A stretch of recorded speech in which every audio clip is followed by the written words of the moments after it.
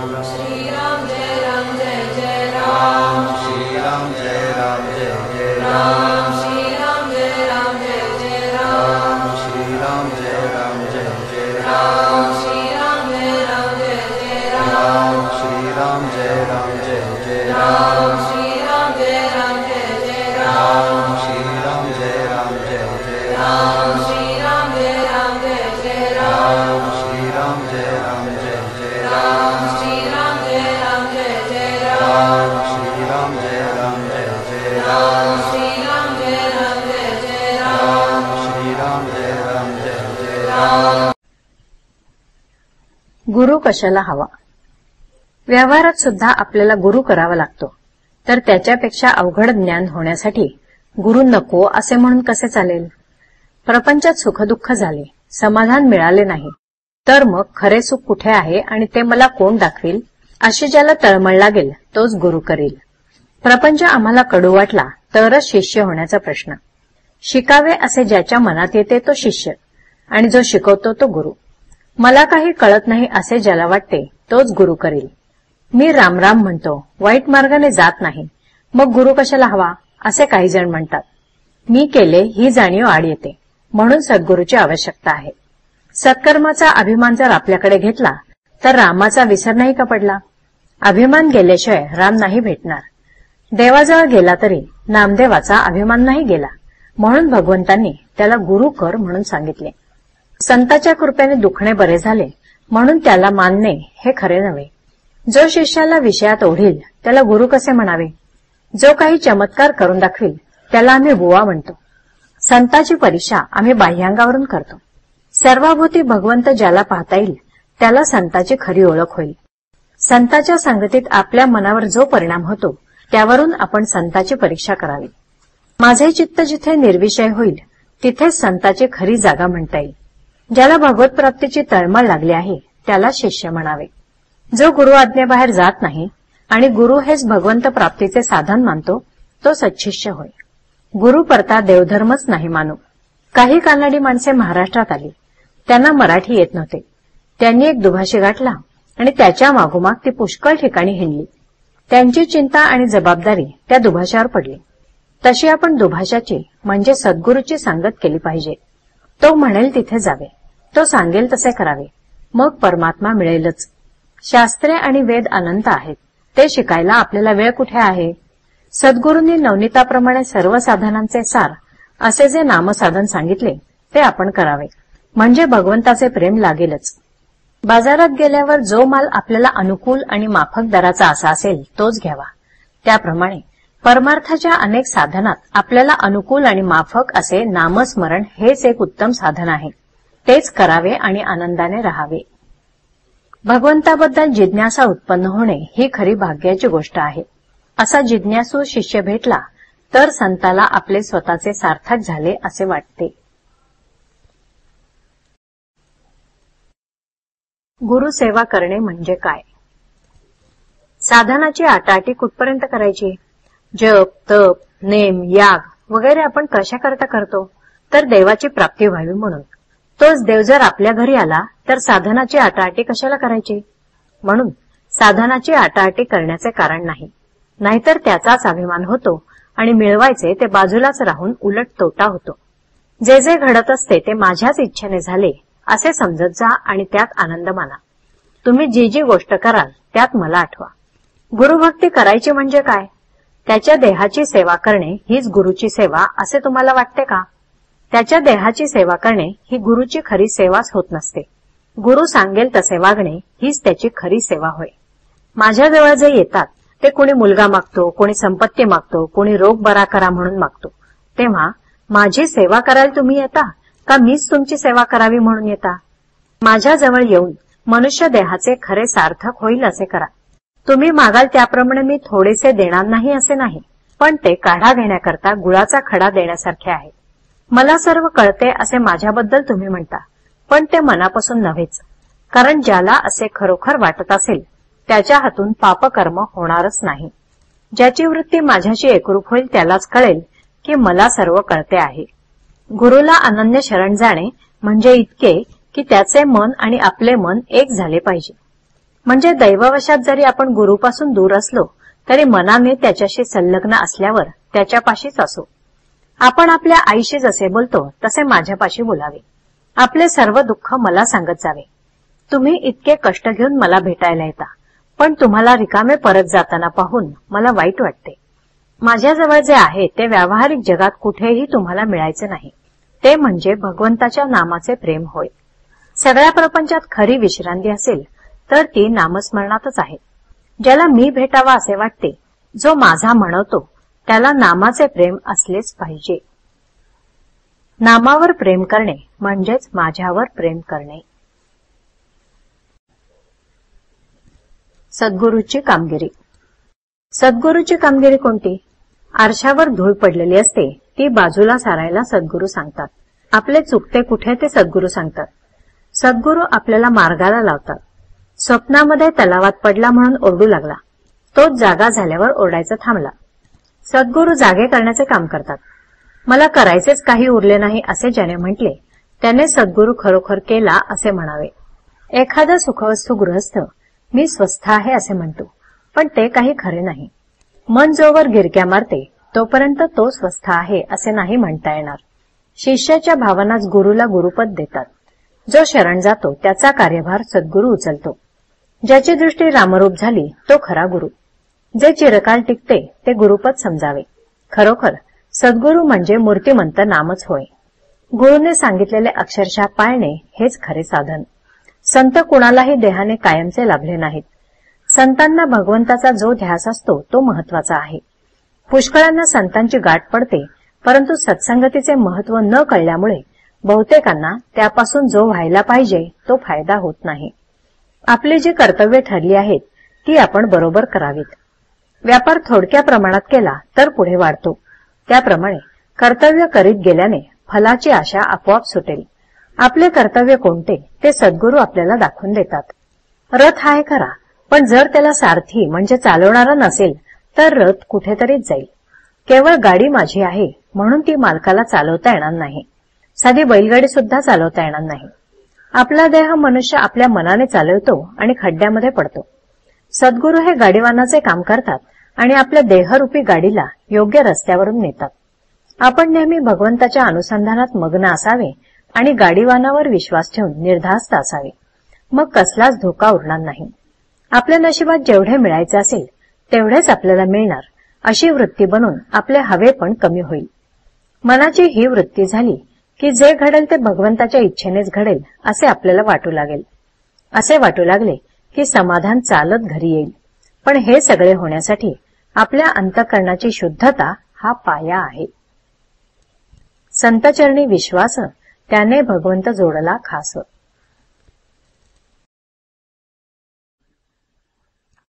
देह हा देवाच्या प्राप्तीकरता आहे. एकदा असे झाले की एका साधूकडे चोरांनी चोरी केली. ते पळून जात असताना शिष्यांनी पाहिले. तेव्हा चोरांना धरून त्या शिष्यांनी खूप चोप दिला. हे त्यांचे करणे गुरुला समजले. तेव्हा त्या चोरांना आणून गुरुने त्यांच्या अंगाला तेल वगैरे लावून स्नान घातले आणि त्यांना पंचपक्वान्नांचे भोजन दिले. हे असे काय करता म्हणून शिष्यांनी गुरूंना विचारले. तेव्हा त्यांनी शिष्यांना सांगितले की तुम्ही तरी काय करता? सर्वच जण देवाच्या घरी चोरी करीत आहेत. कारण आपल्याला त्याने हा जो देह दिला तो देवाची प्राप्ती करून घेण्यासाठी म्हणून दिला. परंतु आपण ते न करता त्याच्यापासून विषय चोरतो आहोत की नाही? म्हणून विषयात आसक्ती न ठेवता आपण मनापासून देवाची भक्ती करावी. आपण सर्वांनी मी भगवंताकरता आहे असे मनाने समजावे. सर्व ठिकाणी भगवंतच भरलेला आहे अशी मनाची पक्की खात्री झाल्यावर मग द्वैत आपोआप नाहीसे होऊन जी एकाग्रता साधते तीच खरी समाधी होय. संत काय करतात? आपण चुकीची वाट चालत असताना अरे तू वाट चुकलास अशी जागृती आपल्याला देतात आणि खरा मार्ग दाखवितात. ते सदा सर्वदा समाधी सुख भोगीत असतात आणि नेहमी भगवंताविषयी सांगत असतात. भगवंताच्या लीला पाहणाऱ्यांनाच खरा आनंद मिळतो. आपण एक दाणा शेतात पेरावा आणि त्याबद्दल 1000 दाणे घ्यावे ही भगवंताची लीला आहे. भगवंताच्या ठिकाणी जे जे आहे ते सर्व आपल्या ठिकाणी आहे. जसा मारुतीमध्ये देव अंश होता तसा तो आपल्यामध्येही आहे. त्याने तो फुलवला पण आपण तो झाकून विझवून टाकला. मारुतीचे ध्येय डोळ्यांसमोर ठेवावे. त्याचे ब्रह्मचर्य, भक्ती, दास्य आणि परोपकार करण्याची तऱ्हा या गोष्टी आपण शिकाव्यात. मारुती हा चिरंजीव आहे. ज्याची तशी भावना असेल त्याला अजूनही त्याचे दर्शन होईल. मारुतीला सर्व सृष्टी रामरूप दिसली. हेच खरे भक्तीचे फळ आहे. उपासक देहाला विसरला की उपास्य मूर्तीमध्ये त्याला जिवंतपणा अनुभवाला येऊ लागेल. माझ्या देवाला हे आवडेल का, अशा भावनेने जगात वागावे. हाच सगुणोपासनेचा मुख्य हेतू आहे. भगवंत दाता आहे, तो माझ्या मागे आहे, तो माझे कल्याण करणारा आहे, ही जाणीव झाली की जे मिळाले ते भगवंताच्या इच्छेने मिळाले, ही भावना होऊन आहे त्या परिस्थितीमध्ये समाधान मिळेल. समाधान आणि आनंद हीच खरी लक्ष्मी होय. आपली वृत्ती अशी असावी की कोणाला आनंद पाहिजे असेल तर त्याने आपल्याकडे धाव घ्यावी. इतर संपत्ती कितीही दिली तरी पुरी पडत नाही, पण वृत्तीचा आनंद देऊन कधीच संपत नाही. वृत्तीचे समाधान ही भगवंताच्या कृपेची खूण आहे. आपली सुखदुःखे श्रीरामाला सांगा. तुम्ही सर्वजण छान सेवा करता आहात याबद्दल शंका नाही. अशीच सेवा अखंड चालू ठेवा, त्यातच कल्याण आहे. त्यानेच आपण तरुण जाऊ. जरी कोणी काहीही सांगितले, यात काय आहे त्यात काय आहे, याने काय होणार आहे असे म्हटले, तरी तुम्ही तिकडे लक्ष देऊ नका. परमेश्वराची सेवा वाढवावी तेवढी थोडीच आहे. तो फार मोठा आहे, अमर्याद आहे. त्याला पाहायला तशी सेवाही फार मोठी करायला पाहिजे. त्याला पाहण्यासाठी तशी मोठी शक्तीही आपल्याला लागेल. अर्जुनाला श्रीकृष्ण परमात्म्याने दिव्य दृष्टी देऊन दर्शन घडवले. ती दिव्य दृष्टी आपल्याजवळ नाही, पण ती मिळवण्याची शक्ती आपल्याजवळ आहे. भक्तीची प्रगती ही खरी शक्ती आणि त्याकरता अखंड नामस्मरण हेच खरे साधन. श्रीरामप्रभू आपल्या घरातला कोणीतरी आहे याबद्दल खात्री बाळगा. त्याला तुम्ही आपली सुखदुःखे सांगा.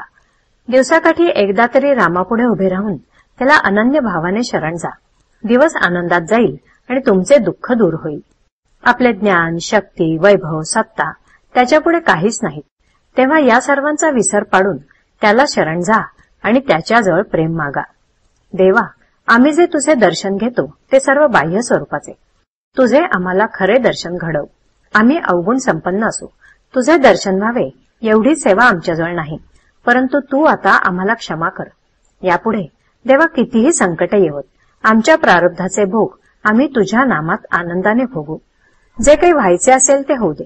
आमचे समाधान टिकून तुझ्या नामात आमचे प्रेम राहील एवढी तुझी कृपा असू दे. खरोखर परमेश्वर भक्ताचे मन पाहतो, त्याचा भाव पाहतो. एरवी तो त्याच्या जवळच असतो. जो श्रद्धेने परमेश्वराचे चिंतन करतो त्याला परमेश्वर जवळ असून आपल्याला तो मदत करायला सिद्ध आहे याची खात्रीच असते. आपल्याला दोन मार्ग आहेत, एक श्रद्धेचा आणि दुसरा अनुभवाचा. एका गावी पायवाटेने गेले तर फक्त 3 मैलांचे अंतर आणि मोटारच्या रस्त्याने गेले तर 10-12 मैलांचे अंतर. श्रद्धा ही त्या पायवाटेसारखी आहे. तिने चालले तर अंतर कमी पडेल. मोटारीचा मार्ग म्हणजे अनुभवाचा मार्ग. मोटार कुठे रस्त्यात बिघडली किंवा वाटेत कुठे अडथळा आला की प्रगती थांबते. त्याप्रमाणे अनुभवात काही चुकले की प्रगती खुंटते. तेव्हा शक्यतो आपण श्रद्धेचा मार्ग पत्करावा. सद्गुरूच्या शब्दावर विश्वास ठेवून श्रद्धेने आणि प्रेमाने नाम घ्यावे.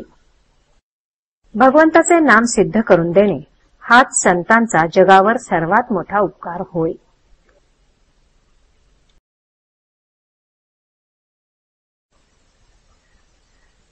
आपल्याला सद्गुरूचा आधार वाटावा. वेळ प्रसंग येईल तसे वागणे उचित आहे आणि त्याबद्दल मनावर परिणाम होऊ देऊ नये. परमात्म्याच्या चिंतनात मन गुंतले असताना अवांतर गोष्टींचा परिणाम त्यावर होत नाही. जेवढे झेपेल तेवढेच करावे. अभ्यास करावा, पण काळजी न करता. सर्वस्वी भार भगवंतावर ठेवून निवांत असावे. आपल्या मनाचे स्वास्थ्य बिघडू न देता आनंदात राहावे. वृत्ती आवरून आवरत नाही, ती परमात्म्याकडे लावली म्हणजे आवरते. राम इच्छेने सर्व चालते असे लक्षात ठेवावे. संकट, आनंद दोन्ही भगवंताला सांगावे. ज्या स्थितीत भगवंताने ठेवले त्या स्थितीत समाधान मानावे. अंतःकरणात सुप्त असलेले भगवंताचे प्रेम जागृत होण्यासाठी काही निमित्त लागते. तीर्थयात्रा आणि साधू संतांची भेट हेच ते निमित्त होय. श्री रामचंद्रही तीर्थयात्रेला जाऊन अनेक संतांची दर्शने घेऊन आले. संतांच्या अहंकाराला जिवंत राहताच येणार नाही, कारण परोपकार करायला लागणारा परच ठिकाणावर नाही. तर मग दुसऱ्याकरता मी काही केले ही भावना व्हायला आधारच कुठे राहिला. विषयाच्या लालसेने सत्समागम करणे हा खरा सत्समागम नव्हे. संत कधीकधी आपल्याला विषय देतात हे खरे, पण एकंदरीत आपल्याला विषयाचा वीट आणण्याचाच त्यांचा प्रयत्न असतो. संताच्या घरी नुसते पडून राहिल्यानेही शुद्ध भाव येईल. भगवंताच्या नामातच संत संगती आहे, कारण नामाच्या मागे भगवंताचे अस्तित्व आहे. विषयाची उर्मी हे मायेचे स्मरण होय आणि नामाचे स्मरण हे भगवंताचे स्मरण होय. तपश्चर्याचे सर्वात शेवटचे फळ काही असेल तर परमेश्वराच्या ठिकाणी अनन्य भावाने शरण जाण्याची बुद्धी होय. ती बुद्धी आपल्याला झाली पाहिजे. एकदा शरण गेल्यावर आपण उरूच शकत नाही. त्याला शरणागती म्हणतात आणि हीच परमार्थातली अत्यंत श्रेष्ठ गती आहे. आपण आपल्या सद्गुरूचे आहोत असे छाती ठोकपणे सांगत चला. काही नाही केले तरी चालेल, पण आपले सद्गुरू आपल्या मागे पुढे आहेत अशी दृढ भावना असावी. मला सुखदुःख दोन्ही नाही, पण तुम्ही दुःखी झालात तर मला दुःख होते, तेव्हा तुम्ही मनाला दुःखच होऊ नये असे वागा. प्रपंची माणसाच्या दुःखाची मला पूर्ण जाणीव आहे. ती जाणीव ठेवूनच भगवंताचे नाम घ्या असे मी सांगतो. जे मी सुरुवातीला सांगितले तेच शेवटी सांगतो. तुम्ही कसेही असा, पण भगवंताच्या नामाला सोडू नका. तुम्ही नुसते नाम घ्या, बाकीचे सर्व मी करतो.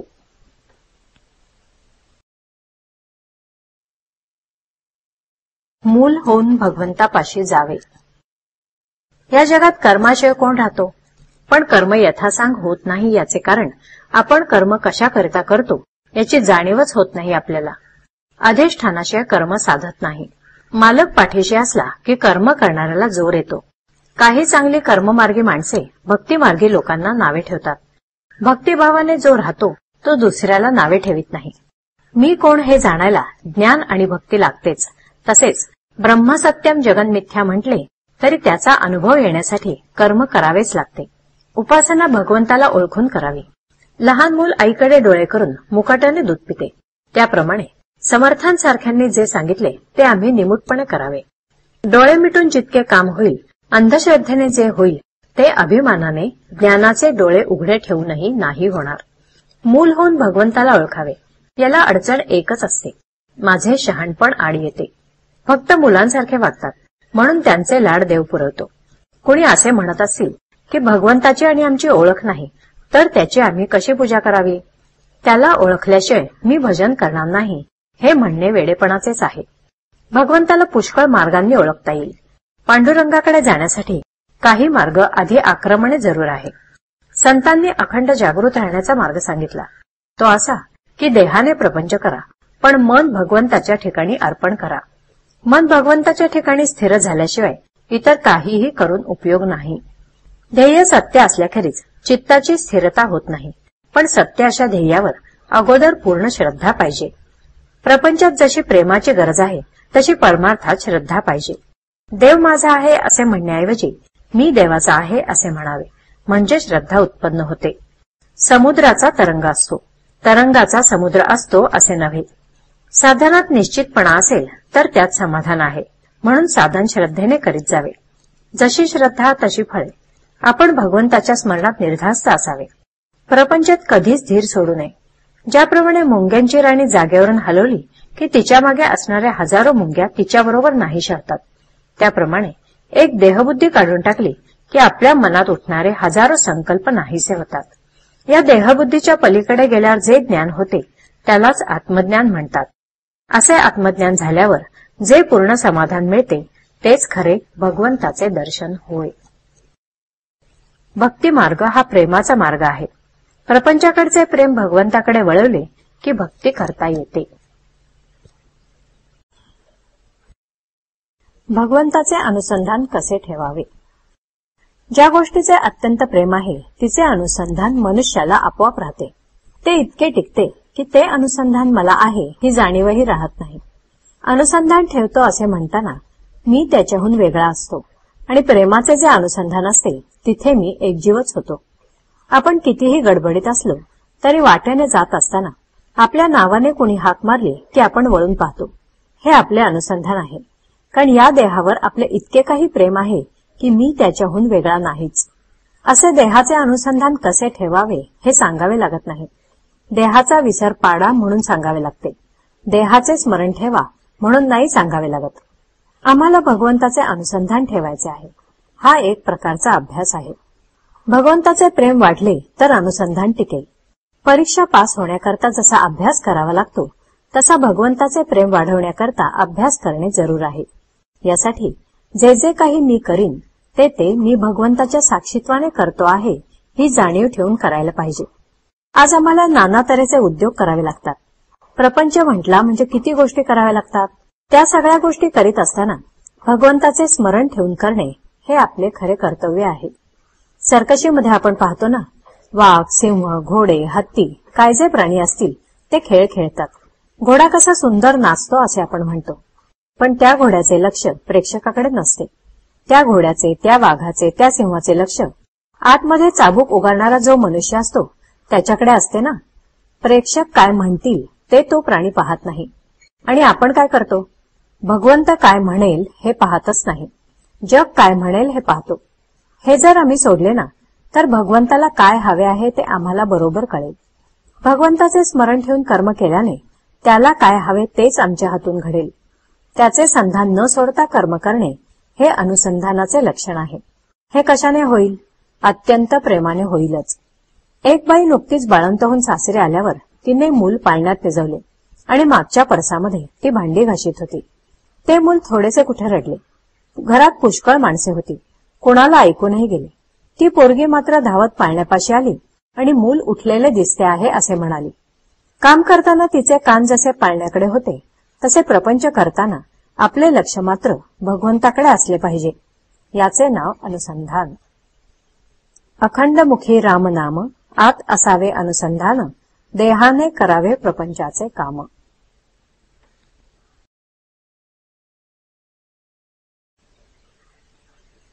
नाम घेण्याचा निश्चय करावा.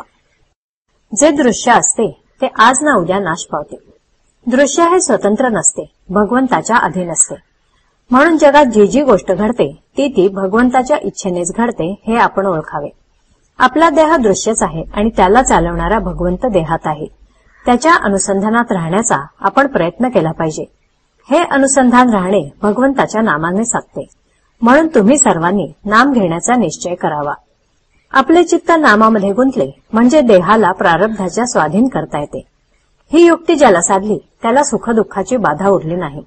संतांना देखील त्यांचे प्रारब्ध भोगावे लागते, पण त्यांना देहबुद्धी नसल्याने भोगाचे सुखदुःख नाही. व्यवहाराच्या मार्गाने जात असता भगवंताचे नाम कधी विसरू नये. आपल्या प्रयत्नाला जे फळ येईल ती भगवंताची इच्छा समजून जे पदरात पडेल त्यात समाधान मानावे. आपण प्रपंची लोक आहोत म्हणून प्रपंचाला उचित असणारा प्रयत्न केल्या वाचून कधी राहू नये. पण प्रपंच हेच आपले सर्वस्व आहे असे न समजता त्यामध्ये भगवंताला विसरू नये.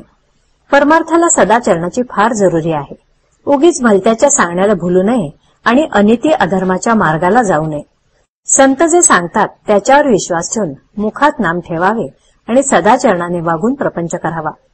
असे जो वागेल त्याचे कल्याण राम खात्रीने करील हे मी सर्वांना वचन देतो. बहुतेकांना प्रपंचासाठी देव पाहिजे असतो. खरोखर हे सर्व हिंगजिऱ्याचेच गिऱ्हाईक आहेत. देवासाठी देव पाहिजे असे म्हणणारा खरा कस्तुरीचा चाहताच कोणी भेटत नाही.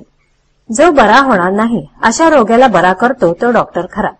अगदी विषयातल्या माणसांना सुद्धा जो बाहेर काढतो तो संत खरा. त्याच्याजवळ नुसते मी शरण आलो आहे असे म्हटले तरी पुरे होते. हल्लीच्या आणि पूर्वीच्या प्रपंचात तसा फरक नाही. पण पूर्वी लोक देवाला विसरत नसत. अलीकडे ते जास्त संकुचित झाले आहेत. पूर्वी खेडेगावांमध्ये स्वाभाविकपणे एकमेकांच्या उपयोगी पडावे अशी बुद्धी असायची. पण आता काळ पालटला आहे. तुम्हा इतक्या लोकांना नामस्मरण करताना पाहून मला एक समाधान वाटते की मला जी गोष्ट आवडते ती इतक्या लोकांना आवडू लागली आहे. मी सांगितलेले तेवढे करीन असा निश्चय करा. कशाचीही काळजी करू नका. मी तुमचा भार घेतला आहे ही जाणीव ठेवून आनंदाने प्रपंच करा. भगवंताच्या नामाचा नाद लागला तर दुःखाची जाणीव कमी होईल. दुःखाची जाणीव नसल्यावर दुःख असले म्हणून बिघडले कुठे?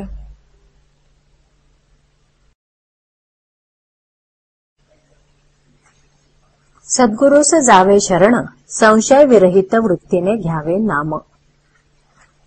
राम ठेवील जी स्थिती, त्यात समाधान राखे ज्याची वृत्ती, त्या नाव खरी विरक्ती.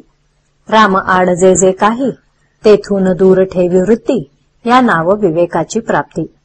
वृत्ती न होऊ द्या विषयी फार, चित्ती चिंतावा रघुवीर. जेव्हा वृत्ती होते विषयाकार, तेथे न राहे सारासार विचार. वृत्ती राही अभिमानाला धरून, तेथे न राही कधी अनुसंधान. जे जे पहावे ते ते रामच होईजे, ऐसी ठेवावी वृत्ती, रघुनंदन आणावा चित्ती. काळोख अत्यंत मातला, घालवा वयास उपाय दुजा न सुचला. होता सूर्याचे आगमन, काळोख जाईल स्वतः आपण. तैसे राम करता हा भाव ठेवता चित्ती, उपाधी रहित बनते वृत्ती. वृत्ती असावी शुद्ध, संत सज्जनांना प्रमाण, त्याने संतुष्ट होईल नारायण. जगस्वार्थ मूलक खरे, हे आपले वृत्तीवरूनच ओळखणे बरे. वृत्ती अलग करावी सर्वाहून, आलेली उर्मी करावी सहन. सर्व करता जाणून रघुनंदन. निसंशय करावी वृत्ती आपण, सद्गुरु सजावे शरण. संशय विरहित वृत्तीने घ्यावे नाम, जे सुखाचे आहे धाम. शुद्ध ज्याचे अंतःकरण, शुद्ध ज्याचे आचरण. परमात्म्याबद्दल शुद्ध ज्याची वृत्ती, त्याच्याहून दूर न राहे रघुपती. सर्व काही करावे आपण, पण वृत्तीने त्यात न गुंतावे आपण. नामात ठेवावे प्रेम, तेथे प्रकटेल पुरुषोत्तम. देहाचे चलन ज्याचे सत्तेने, त्या रघुपतीचे स्मरण असावे आनंदाने. वासना नामापायी जडली, धन्य धन्य सज्जनी मानिली. पाणी माती एक झाले, वेगळे नाही करता आले. निवळी घालावी पाण्यात, पाणी स्वच्छ होते जाण. तैसा विषयात राहून जगती, नामाची ठेवावी संगती. विषयाचे विष शोषून घेई, ऐसी आहे नामाची प्रचिती. शक्य तितके राहावे नामात, याहून दुसरे न आणावे मनात. परापश्यंती वैखरी वाणी, याच्याही पलीकडे नाम ठेवा स्मरणी. नामापरती उठेल वृत्ती, तेथे सावध असावे तुम्ही. जो नामात राहिला दंग, त्याने लुटला रामरंग. रामनाम बोलावे वाचा, काळ न येऊ द्यावा काळजीचा. नामाविण राम, जैसे पाकळ्या विण फूल जाण. नाम ज्याने घेतले सर्व काळ, जिंकला त्याने एक अंतकाळ. भगवंत ठेविल त्यात हित मानावे, अखंड नाम स्मरण घ्यावे. नामात स्वतःचा विसर, हेच देईल रघुवीर. भगवंताची प्राप्ती, संतांची संगती, नामाचे प्रेम, हे भगवत कृपे वाचून नाही साधत जाण. सतत करावे नाम स्मरण, सर्व इच्छा राम करील पूर्ण. त्राता राम जाणून चित्ती, निर्भय करावी आपली वृत्ती.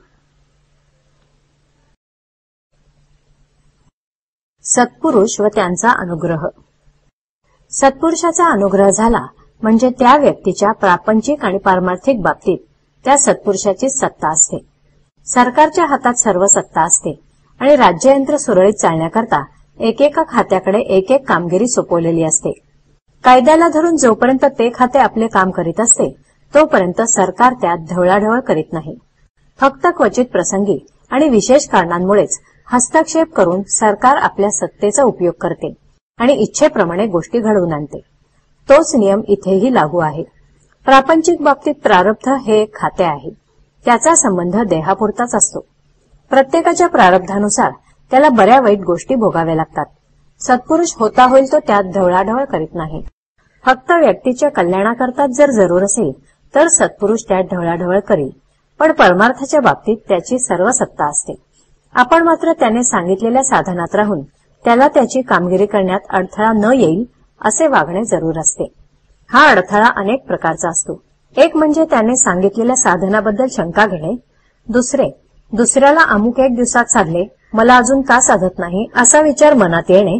आणि तिसरे, सांगितलेल्या साधनापेक्षा काही अधिक किंवा कमी करण्याचा प्रयत्न करणे. थोडक्यात म्हणजे एकदा संताच्या पायावर डोके ठेवल्यावर आपला प्रपंच आणि परमार्थ ही दोन्ही त्याच्याकडे सोपवून प्रपंचात घडणाऱ्या गोष्टी त्याच्याच इच्छेने घडत आहेत अशी भावना ठेवून आपले कर्तव्य करीत त्याने सांगितलेल्या साधनात एकनिष्ठेने राहणे हाच खरा मार्ग आहे. संताच्या देहाकडे पाहण्याचे कारण नाही. त्याचा देह आमचे काम करीतच नाही. तो परमात्मा स्वरूप आहे ही जी आपली भावना ती आपले काम करते. संत अत्यंत दयाळू असतात. सत्पुरुषाला भगवंत भेटलेला असतो. म्हणून सत्पुरुष हा देहाने या जगात राहतो असे दिसले तरी अंतर्यामी तो भगवंतापाशीच असतो. म्हणून आपण सत्पुरुषाकडे जात असताना या जगातल्या वस्तूविषयी वासना धरून गेलो तर ते योग्य नव्हे. सत्पुरुषाला त्याच्या लक्षणांवरून ओळखता येणार नाही. पुस्तकामध्ये दिलेली जी लक्षणे असतात त्यांच्या पलीकडे संत असतो. त्याला ओळखायला आपल्या अंगी थोडे तरी भगवंताचे प्रेम आवश्यक आहे. भगवंताचे प्रेम हे एक मोठे वेड आहे. ते ज्याला लागेल तो भाग्याचा खरा. भगवंताच्या दास्यात जे प्रेम आहे ते जगाच्या मालकीत नाही. सद्गुरू सांगेल त्याप्रमाणे वागावे. शुद्ध भावना म्हणजे मोबदला न घेण्याची किंवा फलाशा सोडण्याची इच्छा. भक्ती ही अशी निरपेक्ष असावी. देवालय बांधली, देवांचे पूजन अर्चन केले म्हणजे भक्ती निरपेक्ष केली असे नव्हे. देवाचे करीत असताना, जप करीत असताना त्यापासून काही हवे आहे असे न वाटले पाहिजे. तुम्ही सर्व लोक भजन पूजन करता, परंतु हे सर्व कसे होऊन बसले आहे? जसे भांडे कुठे ठेवावे, पळीतामण कुठे ठेवावे वगैरे जे शास्त्रात लिहिलेले असते ते सर्व माणूस तोंडाने म्हणत असतो आणि करीत असतो, कारण त्यामुळे त्याला कृती करणे सोपे जाते. तसे आपण देवाचे करतो, परंतु ते केवळ केले पाहिजे म्हणून, ती आपल्या घरातली एक प्रथा आहे म्हणून, आपल्याला देव आवडतो म्हणून नव्हे. एक मुलगा होता, त्याला त्याच्या वडिलांची पत्रे येत असत. तो पत्र वाची आणि देव्हारात ठेवून दे. दुसरे पत्र आले की ते वाची आणि मागले पत्र काढून टाके. एकदा वडिलांनी 25 रुपये मागितले. मुलाने ते पत्र वाचले आणि नेहमीप्रमाणे पूजेत नेऊन ठेवले. नंतर काही दिवसांनी वडिलांकडून एक गृहस्थ आला आणि त्याला म्हणाला, तुला तुझ्या वडिलांचे पत्र मिळाले का? त्यावर तो म्हणाला, हो. अरे मग पैसे का नाही पाठवलेस वडिलांना? त्या गृहस्थाने विचारले. त्यावर तो म्हणाला, तेवढेच राहिले बघा. तसे आपले होते. आपण कृती करतो, पूज्यभाव वगैरे ठेवतो, परंतु सद्गुरूने सांगितलेले तेवढे करीत नाही. त्यामुळेच आपली सत्कर्मे ही आपला अहंकार कमी व्हायला कारणीभूत न होता उलट अहमपणा वाढवायलाच मदत करतात. म्हणून सद्गुरूने सांगितलेले साधनच आपण प्रामाणिकपणे संशयरहित होऊन करावे. त्याकरिता व्यवहार सोडण्याची जरूर नाही. आपण व्यवहाराला सोडू नये, पण व्यवहारात गुंतू नये. युद्धात सारथ्याच्या हाती सर्व काही असते. तो लगाम हाती घेऊन जागृतपणे उभा असतो आणि योग्य वाटेल तेथे रथ नेऊन उभा करतो. युद्धकर्त्याचे काम फक्त बाण अचूक दिशेला किंवा व्यक्तीवर सोडणे. त्याप्रमाणे आपले सर्व जीवन एकदा सद्गुरूच्या ताब्यात दिल्यावर तो सांगेल त्याप्रमाणे वागणे हेच आपले कर्तव्य ठरते. ज्याने जगाची आस टाकली त्याचे तेज पडणारच हे लक्षात ठेवावे. एखादा रुपया आपण उचलला तर त्याच्या दोन्ही बाजू जशा एकदमच हाती येतात, त्याप्रमाणे आपण प्रपंचात पडलो की आपल्याला परमार्थ हा पाहिजेच. परमार्थात भगवंताची गरज असते. ही भगवंताची गरज सद्गुरू त्याचे नाम देऊन भागवतात. आपण हे नाम निरंतर आणि श्रद्धेने घेणे आवश्यक आहे. अशा रीतीने नामात अखंड राहिले तर परमार्थ साधतो, भगवंताची गरज भागते, प्रपंचात समाधान मिळते आणि जन्माला आल्याचे सार्थक होते. गुरुवर विश्वास ठेवून चिकाटीने व आवडीने नाम घ्यावे.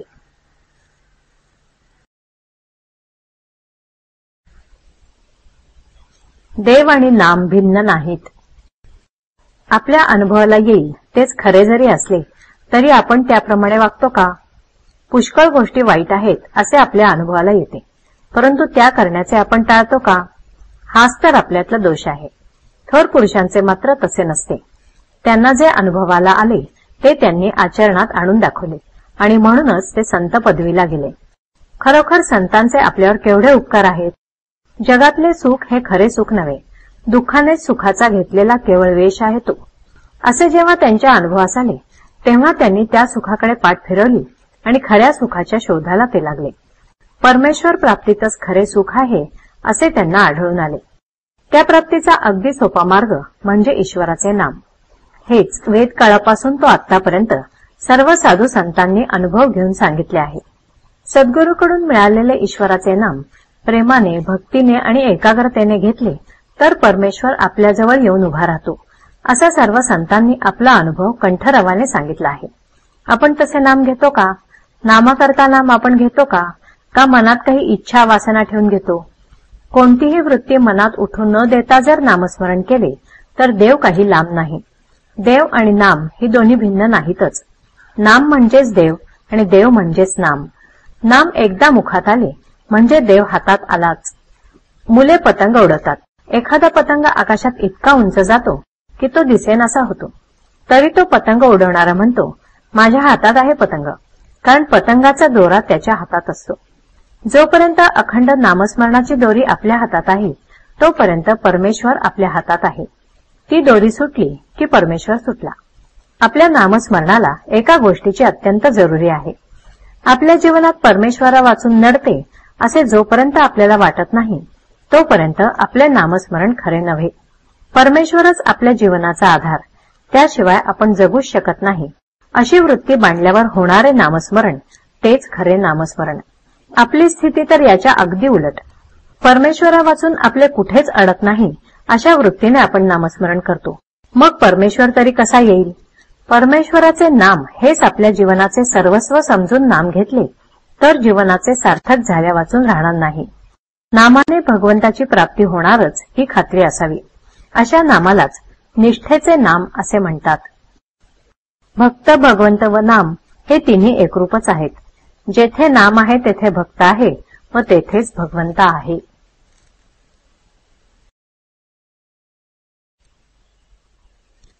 गुरु सांगेल तेच साधन.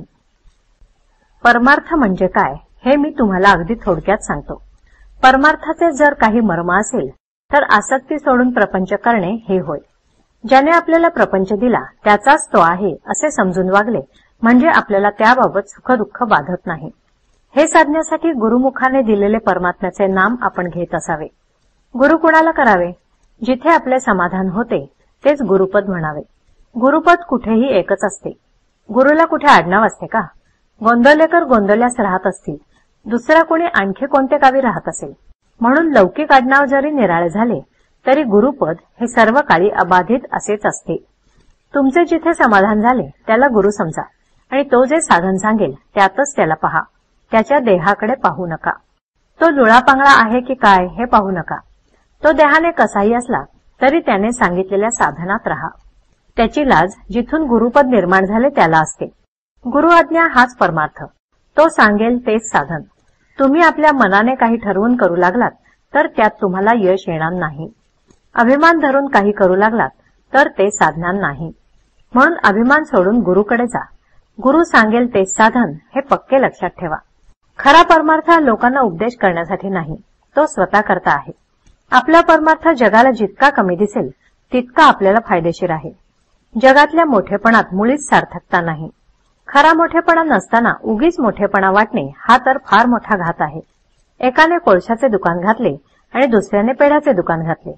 दुकान कशाचेही असले तरी शेवटी फायदा किती होतो याला महत्व आहे. तसे प्रपंचात कमी जास्त काय आहे याला परमार्थात महत्व नसून मनुष्याची वृत्ती भगवंताकडे किती लागली याला महत्व आहे. परमार्थाला कोणतीही परिस्थिती चालते. आपली वृत्ती मात्र स्थिर असली पाहिजे. एकीकडून मनाचे संयमन आणि दुसरीकडून भक्तीचा जोर असला म्हणजे परमार्थ लवकर साधतो. खरोखर परमार्थ इतका सोपा आहे की तो सहज रीतीने करता येतो. पण गंमत अशी की तो सोपा आहे म्हणून कोणीच करीत नाही. प्रपंच हा परमार्थाच्या आडकाठीसाठी नाही, तो परमार्थासाठीच आहे हे पक्के लक्षात ठेवावे. साधकाने देहाचे कर्तव्य प्रारब्धावर टाकून मनाने मात्र ईश्वरोपासना करावी. हृदयी ठेवावा राम, मुखी सदा त्याचे नाम, हातात असावे प्रपंचाचे काम, हेच खरे परमार्थाचे वर्म.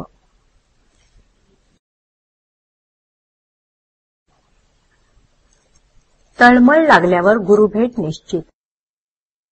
काय करावे हे मनुष्याला कळते पण त्याचे मन त्याला आवरत नाही.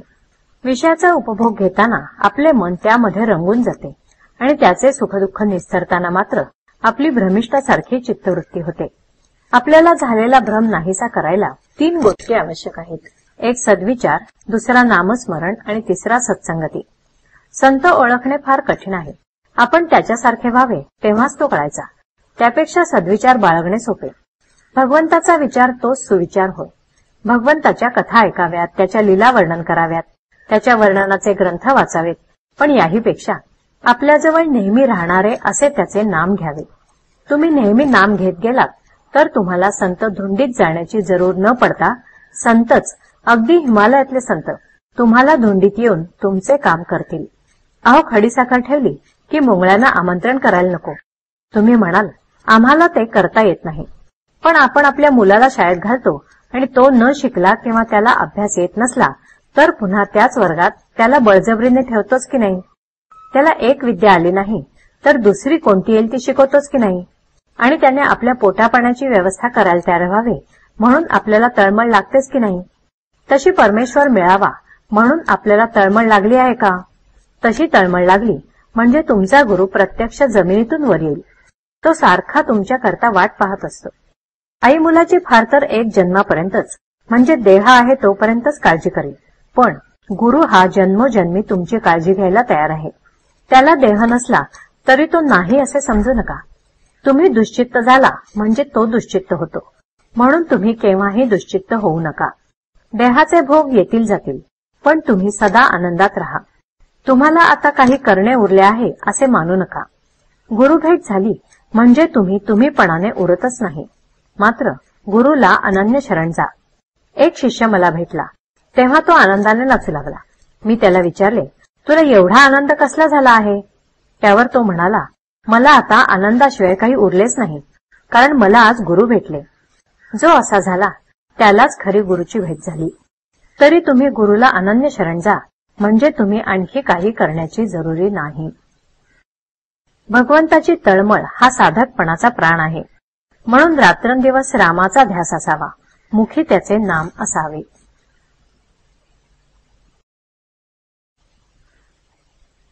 गुरु आज्ञा पालनाशिवाय दुसरे कर्तव्य नाही. परमात्म्याकडे जाण्याचे अनेक मार्ग आहेत. आपल्या गुरूंनी जो राजमार्ग दाखवला त्यानेच जावे. मध्येच दुसरा मार्ग घेतला तर पल्ला कधीच गाठायचा नाही. एका वैद्याचे औषध सोडून दुसऱ्याचे घेतले तर पहिल्या वैद्याची जबाबदारी संपली. तरीही मी माझ्या माणसाला सोडित नाही ही गोष्ट निराळी. ज्या दिवशी मी तुम्हाला अनुग्रह देऊन आपला म्हटले त्या दिवशीच सर्व प्रापंचिक आणि पारमार्थिक जबाबदारी गुरुवर सोपून तुम्ही मोकळे झाला. गुरु आज्ञा पालनाशिवाय तुम्हाला दुसरे कर्तव्यच उरले नाही. पण तुम्हाला असे वाटते कुठे? विष हे आमटीत घातले काय किंवा भाजीत घातले काय, दोन्ही त्याज्यच. त्याप्रमाणे अभिमान व्यवहारात असला काय किंवा पारमार्थिक साधनात असला काय, दोन्ही त्याज्यच. मी कोण हे आधी जाणले पाहिजे. परमात्मा कोण ते मग आपोआपच कळते. दोघांचेही स्वरूप एकच आहे, म्हणजे दोघेही एकच आहेत. परमात्मा निर्गुण आहे आणि तो जाणण्यासाठी आपणही निर्गुण असायला पाहिजे. म्हणून आपण देहबुद्धी सोडली पाहिजे. कोणतीही गोष्ट आपण जाणतो म्हणजे आपल्याला त्या वस्तूशी तदाकार व्हावे लागते, त्याखेरीज जाणणेच होत नाही. म्हणून परमात्म्याला जाणण्यासाठी आपणही नको का परमात्मा स्वरूप व्हायला? यालाच साधू होऊन साधूस ओळखणे किंवा शिवो भूत्वा शिवं यजेत असे म्हणतात. आता कोणत्याही वस्तूचा आकार आपल्याला प्राप्त होण्यासाठी आपल्याजवळ तत्सदृश असे संस्कार असले पाहिजेत. ते संस्कार त्या वस्तूच्या आघाताने प्रत्याघात रूपाने उद्भूत होतात. नंतर त्या वस्तूचे ज्ञान होते. म्हणून परमात्मा रूपाला विरोधी असे सर्व संस्कार घालवून आपण आपले अंतःकरण पोषक संस्कारांनी युक्त केले पाहिजे. जर आपण साधन करून निष्पाप होऊ शकलो तर आपल्याला जगात पाप दिसणेच शक्य नाही. देवाच्या गुणाने आणि रूपाने त्याचे गुण आणि रूप मिळेल, पण त्याच्या नामाने तो जसा असेल तसा सर्वच्या सर्व मिळतो. म्हणून नाम हे साधन श्रेष्ठ आहे. आपण भगवंताच्या नामात राहिले पाहिजे. त्यातच जीवनातले सर्व सुख सामावले आहे. याहून दुसरे काय मिळवायचे? मी सुखाचा शोध केला आणि ते मला सापडले, म्हणून मी तुम्हाला त्याचा निश्चित मार्ग सांगेन. तो मार्ग म्हणजे भगवंताचे अनुसंधान होय. मी अत्यंत समाधानी आहे, तसे तुम्ही समाधानी राहा. जे मी सुरुवातीला सांगितले तेच मी शेवटी सांगतो. तुम्ही कसेही असा, पण भगवंताच्या नामाला सोडू नका. आपल्याकडून होईल तेवढे नाम घ्यावे, न होईल त्याचा राम कैवारी आहे.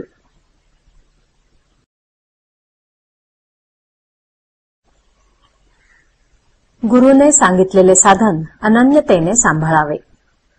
एकदा असे झाले की एक बाई बाळंतीण झाली आणि ताबडतोब तिच्या मुलाला दुसरीकडे नेले.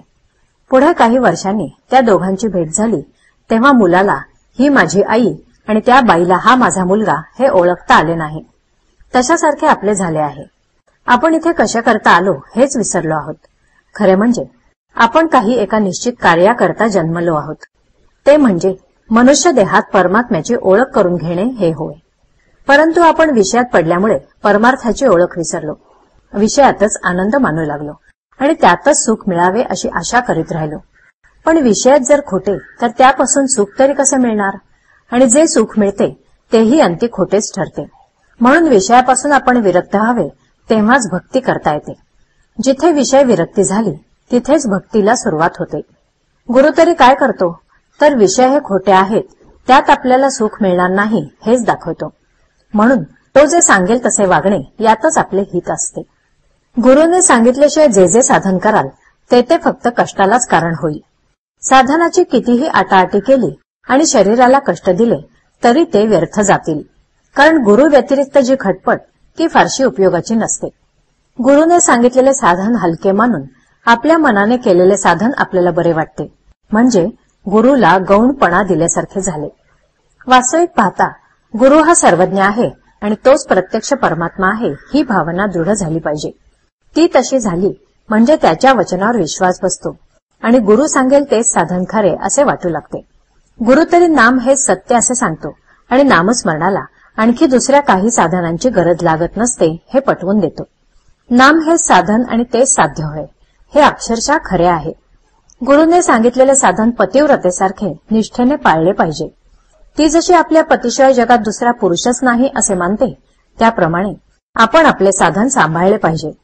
जो असा अनन्यतेने वागतो त्यानेच गुरु आज्ञा प्रमाण मानली असे होते आणि त्यामुळेच त्याला खरे सुख होते. कुठेतरी आपले प्रेम असावे, कुणावर तरी आपला विश्वास असावा, कुठेतरी आपलेपणा असावा. आपण त्याचे होऊन राहावे अशी नेहमी इच्छा धरावी. जितक्या अपेक्षेने आपण प्रपंचात सुख मिळवण्यासाठी धडपड करतो तितकी सर्व जर भगवंताकडे लावली तर आपल्याला सुख खात्रीने मिळेल यात शंका नाही. सद्गुरु आज्ञाप्रमाणे हेच साधनातील साधन जाणव. साक्षीत्वाने राहणाऱ्याला दुःखाची बाधा नाही. देहबुद्धी आहे तोवर, म्हणजे मी देही आहे ही भावना आहे तोपर्यंत काळजी राहणारच. काळजी मनातून असते. जोवर संशय फिटत नाही, परमेश्वराचा आधार वाटत नाही, तोवर काळजीही मनाला सोडित नाही. कुंडलीतल्या ग्रहांच्या अधिकाराची मर्यादा देहापर्यंतच आहे. पैसा किती मिळेल हे त्यावरून सांगता येईल. भगवंताकडे किती कल आहे हे सांगता येईल, पण भगवंताची प्राप्ती होईल की नाही हे सांगता येणार नाही. मनुष्य जन्म येऊनही भगवंताची प्राप्ती नाही झाली तर जीवाचे फार नुकसान आहे. भगवंताच्या प्राप्तीची मनापासून तळमळ लागायला पाहिजे. एकदा का अशी तळमळ लागली की मनुष्य वेडा बनतो आणि कोणी संत भेटला की निवांत होतो. संत आपल्यावर येणारी संकटे नाहीशी करीत नाहीत तर त्या संकटांची भीती नाहीशी करतात. संकटापेक्षा संकटाची भीतीच आपल्याला फार घाबरवून सोडते. आपल्याला जे कळले ते लोकांना कळून लोक सुखी होऊ द्या हा संतांचा एकच हेतू असतो. संत विषयावर मालकी गाजवतात. जगाला जिंकणे एक वेळ सोपे, पण स्वतःला जिंकणे कठीण आहे. संत स्वतःला जिंकून जगात वावरत असतात. संत साक्षीत्वाने जगात राहतात आणि साक्षीत्वाने राहणाऱ्याला दुःखाची बाधा होत नाही. संतांच्या संगतीत राहून त्यांच्या आज्ञेत राहून आपण आपल्या मनातले सर्व संशय नाहीसे करावेत. वास्तविक संतांच्या आज्ञेचे एकनिष्ठपणाने जो पालन करतो त्याचे संशय आपोआप दूर होतात. जोवर संशय आहे तोवर असमाधान आहे. समाधान हे आपल्यालाच घ्यायचे असते. म्हणून ज्याला समाधानी राहायचे आहे त्याने फार धडपड करू नये. जशी स्थिती येईल त्या स्थितीत समाधानात राहावे. कचेरीचे विचार आपल्याबरोबर घरी आणू नयेत, ते तिथेच ठेवावेत. घरातले वातावरण शुद्ध आणि निसंशयाचे असावे. भोळेपण एक प्रकारे चांगले, ती भाग्याची गोष्ट आहे. जो योगभ्रष्ट असतो त्याच्या अंगी भोळेपण असते, जसे कल्याण स्वामींच्या अंगी होते. झालेल्या गोष्टी विसरून जाण्यातच खरा आनंद आहे, पण ते विसरणे कृत्रिमपणे न आणता भगवंताच्या स्मरणात राहिल्याने आले पाहिजे. म्हातारपणी मन आणि शरीर फार नाजूक बनते. त्यावेळी शरीर सुद्धा बरे राहिला आनंद हे फार मोठे औषध आहे. हसावे, खेळावे, लहान मुलात मिसळावे, थट्टा विनोद करावा, काहीही करावे, पण आनंदात राहावे. ज्याचा आनंद कायम टिकला त्याच्याच जन्माचे सार्थक झाले. समाधान ही परमेश्वराची खरी देणगी आहे. ती मिळवण्याचा उपाय म्हणजे भगवंताचे स्मरण होय.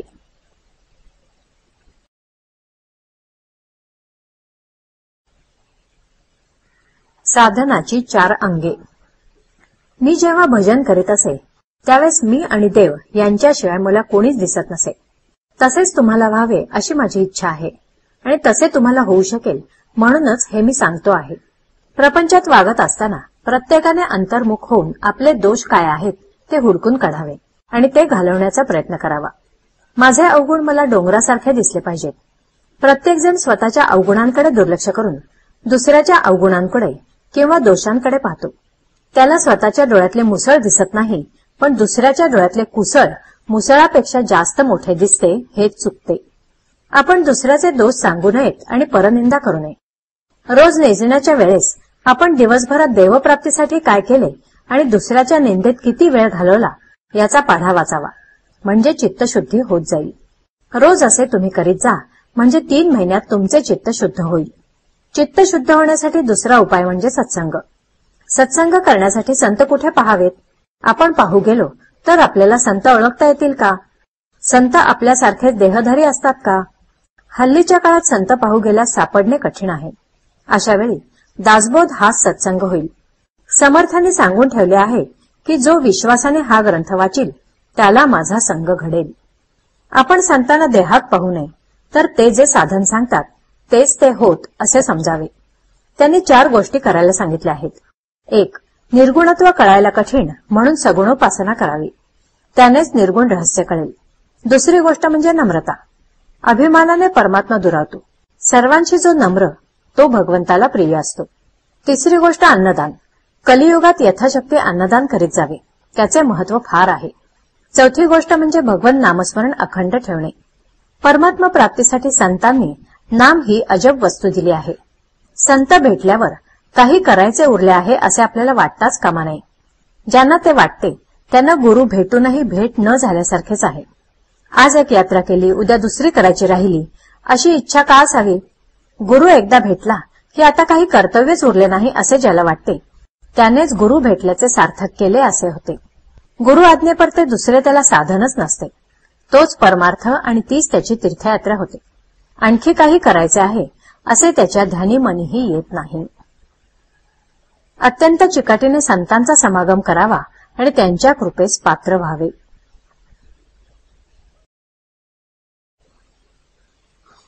नामातच राहे समाधान, ही सद्गुरूची आहे खूण. रामापायी ठेवावे मन, त्याचे कर्तव्य नाही उरले जाण. देहभोग आजवरी नाही सुटला कोणाला, त्याचा त्रास मात्र नाही रामभक्ताला. तुम्हाला आता करण्याचेच नाही काही, भाव ठेवा रामापायी. नामातच राहे समाधान, ही सद्गुरूची आहे खूण. रामास जावे अनन्य शरण, कृपा करील तो दयाघन. देह सोडावा प्रारब्धावर, ज्या ज्या वेळी जे जे होईल तो मानावा आनंद. दृश्याते नाही मानू सत्य, रामरूपी ठेवावे चित्त. विषयासी नाही देऊ थारा, दया येईल रघुवीरा. नाही देवाजळ मागू दुजे जाण, तुमचे नामी लागो मन. ऐसे प्रार्थिता जो झाला, रामकृपा करील त्याला. नाही भंगू द्यावे समाधान, रामापायी ठेवावे मन. लोभ्याच्या मनात जसे वित्त, तसे साधकाचे नामात चित्त. येवढे ज्याने केले काम, त्याला नाही रामाचा वियोग. पाण्या वाचून जसा मासा तळमळतो, तसे नामाशिवाय व्हावे मन. एक मानावी आज्ञाप्रमाण, नाही याहून दुसरे साधन जाण. साधनाच्या आटाआटी, नाही देह करू कष्टी. रामा वाचून नाही कोणी सखा, त्याला नाही कोठे धोका. प्रपंची ज्याचा राम सखा, भयचिंता दुःख नाही देखा. रामसेवे परते हित, सत्य सत्य नाही या जगात. मनाने होऊन जावे भगवंताचे, त्याने खास केले सार्थक जन्माचे. सर्व करता राम, हा भरवसा ठेवावा ठाम. राम करता हा ठेविता विश्वास, काळजीचे कारण उरत नाही खास. रामरायाचे सान्निध्य राखता, भयचिंता शोक यांची नाही वार्ता. सतत करावे नामस्मरण, सर्व इच्छा राम करील पूर्ण. नामाचे चिंतन, भगवंताचे ध्यान, गुरु आज्ञाप्रमाण. तीच गुरुपुत्राची आहे खूण, नाही या वाचून दुसरे स्थान. जिथे राहे समाधान. रामापायी भावे लीन, याहून नाही दुसरे लिहिणे जाण. आता याहून दुजे नाही करणे काही, असा भाव ज्याने ठेविला हृदयी, त्याला राम नाही राहिला दूर. नामाविण न मानावे हित, त्यानेच जोडेल भगवंत. नाही करू देहाचा कंटाळा, राम ठेविल त्यात राहावे सदा. जे जे होतील देहाचे हाल, ते ते परमात्म्यापासून आले असे जाणावे. नाही करू काळजीला, मी नाही सोडले तुम्हाला. ज्याची वाटते महती, त्याचेच चिंतन होय चित्ती. रामा वाचून न ठेवा दुजा भाव, चित्तास येईल तेथेच ठाव. देहासकट माझा प्रपंच जाण, हा रामा तुला अर्पण. ऐसे वाटत जाणे चित्ती, कृपा करील रघुपती. सर्व ठिकाणी पहावे रामाचे अधिष्ठान, तेने मिळेल मनास समाधान. रामापायी ठेवा मन, नाम घ्यावे रात्रंदिन.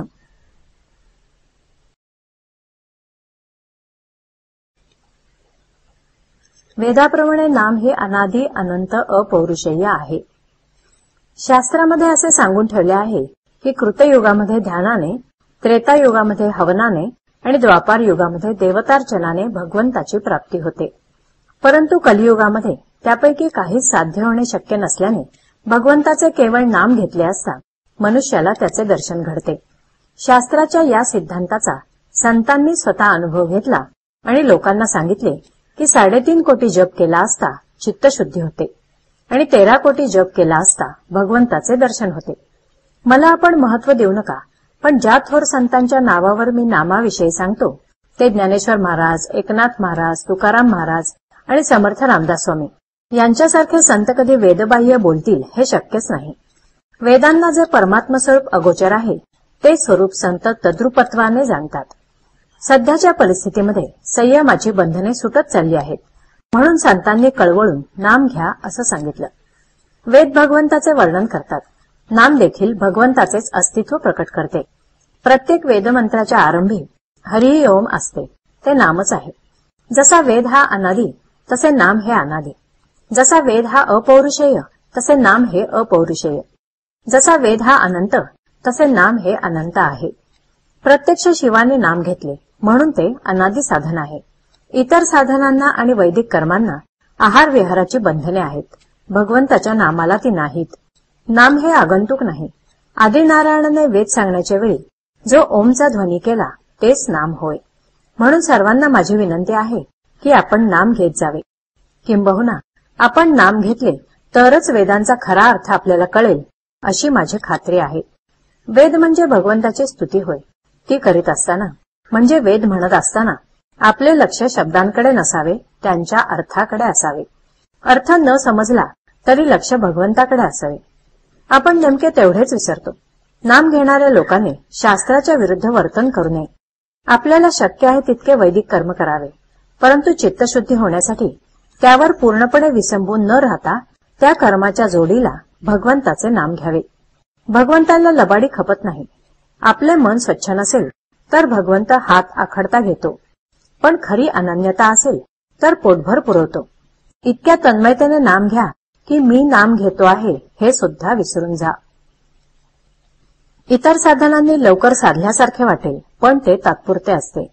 नामाने थोडा उशीर लागेल, पण जे साधेल ते कायमचे साधेल, कारण नामाने मुळापासून सुधारणा होते.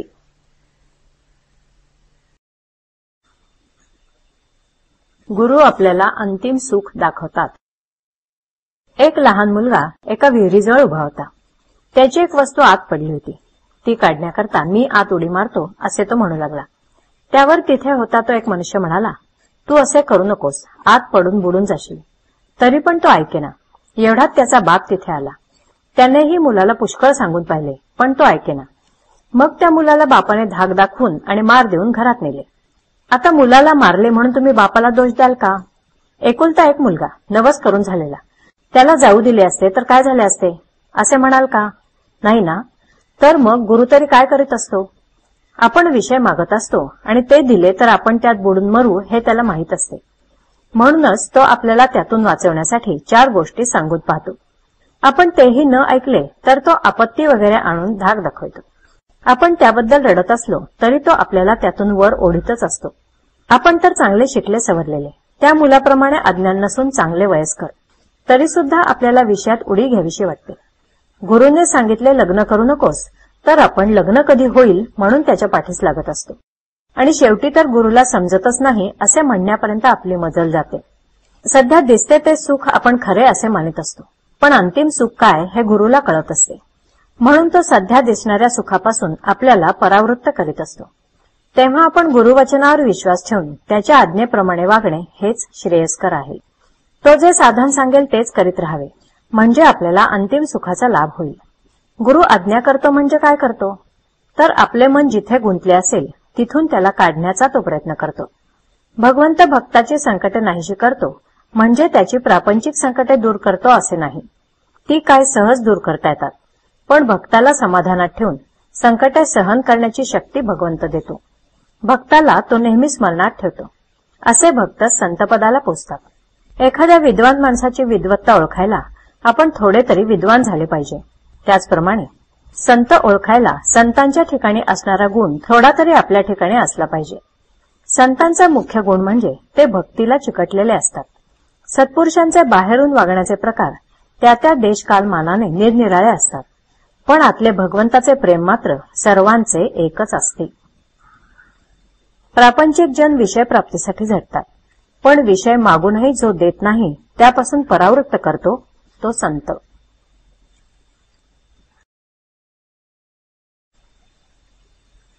आधी श्रद्धा, मग कृती, नंतर अनुभव. गुरु आज्ञेप्रमाणे वागणाऱ्याला कधीही नड येत नाही. राजाच्या राणीला दुपारी जेवायला कसे मिळेल याची काळजी नसते. तसे गुरुचा आधार आपल्याला आहे असे ठाम समजणाऱ्याला कसली नड असणार? लांब उडी घेण्यापूर्वी 4 पावले मागे जावे लागते. परिसापाशी सोने व्हायला रुपयाचे लोखंड व्हावे लागते. तसे गुरुचा पाठीराखेपणा असून आपल्याला जी अधोगतीशी वाटते ती पुढच्या महत् कार्याची पूर्वतयारीच होय. बाप मुलाला हातावर घेऊन पोहायला शिकवित असताना मधून मधून हात काढून घेतो, पण मुलाची खात्री असते की हा आपल्याला बुडू देणार नाही. तसा आपल्याला सद्गुरूचा आधार आहे अशी आपण पक्की खात्री बाळगावी.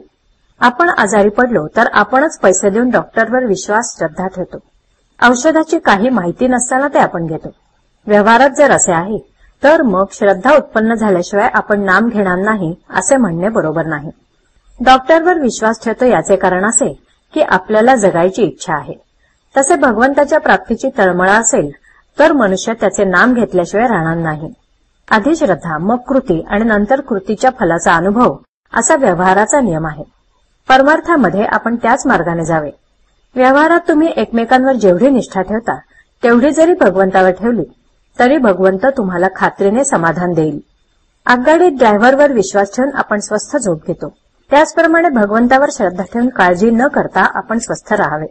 ड्रायव्हरपेक्षा भगवंत नक्कीच श्रेष्ठ आहे.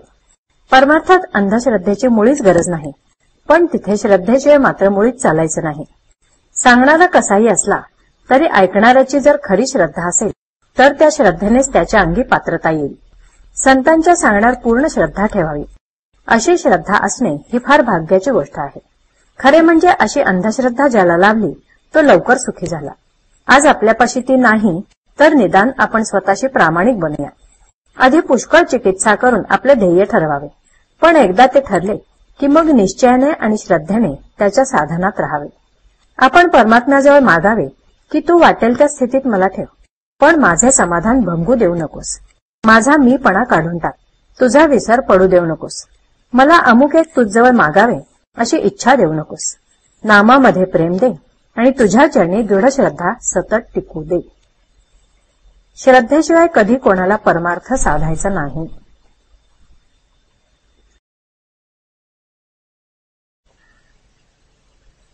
सद्गुरूला शरण जावे. प्रत्येकजण पोटाला खायला मिळावे म्हणून खटपट करीत असतो, परंतु आपल्या इच्छेप्रमाणे आपल्याला मिळते का? नाही. म्हणून सांगायचे कारण असे की जर आपण विषयांकरता इतके झटतो तर देवाच्या प्राप्तीकरता श्रम करायला नकोत का? संत सांगतात तो मार्ग चोखाळून पहावा. एकदा ठाम विचार करून आपण ज्याला गुरु कल्पिला तो सांगेल ते साधन मानावे.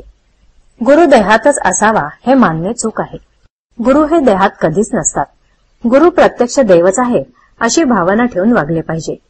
अशी भावना ठेवून वागले म्हणजे गुरु कसाही असला तरी तिथे प्रत्यक्ष देवाला येणे भाग पडते. गुरु सांगेल तसे आपण नेहमी साधन करीत राहावे.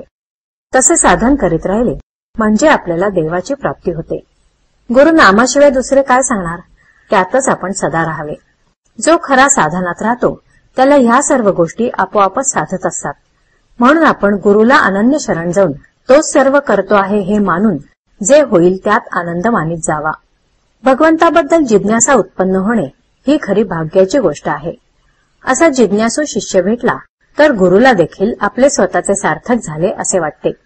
श्री रामचंद्राची जिज्ञासू अवस्था पाहून वसिष्ठांना फार आनंद वाटला आणि ते साहजिकच आहे. संतांनी एकच देव, एकच साधन आणि एकच गुरु मानला. त्याचप्रमाणे आपण एका नामात राहण्याचा प्रयत्न करावा. मुलगा हसत खेळत असताना बाप त्याला घेतो, पण रडू लागला की खाली ठेवतो. याच्या उलट मुलगा रडत असला तर आई त्याला घेते. हाच देवामध्ये आणि संतांमध्ये फरक आहे. बर्फामधले पाणी काढले तर काहीच उरत नाही. त्याप्रमाणे संतांमधले भगवंताचे प्रेम जर काढून टाकले तर त्यांच्यामध्ये मग काही उरतच नाही. साधन करण्याचे कष्ट न होता वस्तू साध्य करून घेण्याचा मार्ग म्हणजे सत्संगती हा होय. आपल्या मनावर संगतीचा फार परिणाम होतो. नुसता हेतू काम करीत नसून संगत काम करीत असते. संगत दोन प्रकारची आहे, घातक आणि उत्तम. विषयी माणसाची संगत ही घातक होय आणि सत्संगत ही उत्तम होय. सत्संगतीमध्ये असताना आपल्या ठिकाणी दोष आहे असे ज्याला कळेल तो लवकर सुधारेल. आपण ज्या सत्पुरुषाकडे जातो त्यांनी सांगितलेले मनापासून आचरणामध्ये आणण्याचा प्रयत्न केला तरच त्याच्याशी खरी संगत केली असे म्हणावे. संताची प्रचिती पाहणे म्हणजे आपले प्रपंचातले काम मनासारखे होणे हे नव्हे. ज्या घटकेला आपले चित्त शुद्ध होते त्या घटकेला संताची खरी प्रचिती आली असे समजावे. संतांना ओळखण्यासाठी अनुसंधानाशिवाय दुसरे साधन नाही.